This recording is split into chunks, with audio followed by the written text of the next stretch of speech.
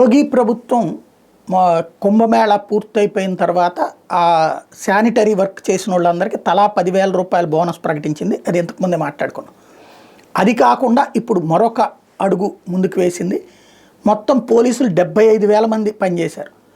కొంతమంది మొన్న మనకి ఇంటర్వ్యూలో కూడా ఒకళ్ళు కుంభమేళాకి వెళ్ళి వచ్చిన వాళ్ళు చెప్పారు. మరి కొంతమంది తెలిసిన మిత్రులు వెళ్ళిన వాళ్ళని అడిగితే కూడా అదిలించడమో బెదిరించడమో అహంకారంతో ప్రవర్తించడం ఎక్కడా పోలీసులు చేయలేదు. కొంచెం అర్థం చేసుకోండి, ఈ రూట్లో ట్రాఫిక్ ఎక్కువ ఉంది, కొద్ది టైం పడుతుంది, అర్థం చేసుకోండి ఇట్లా చెప్పుకొచ్చారు తప్పించి రుబాబుగా లేకపోతే అతి చేయలేదు. ఒక సేవాభావంతో మాట్లాడారు తప్పించి వాళ్ళు ఎప్పుడు పోలీస్ అన్న ఇగోని ప్రదర్శించలేదు. మరి వాళ్ళందరికీ మంచి ట్రైనింగ్ ఇచ్చారో ఏంటో తెలియదు, లేకపోతే వాళ్ళ స్వభావం ఎట్లా ఉందో తెలియదు. ఉత్తరప్రదేశ్లో బాగుంది అన్నటువంటి పాయింట్ చెప్పుకొచ్చారు. అది ఎంతవరకు నిజమో తెలియదు.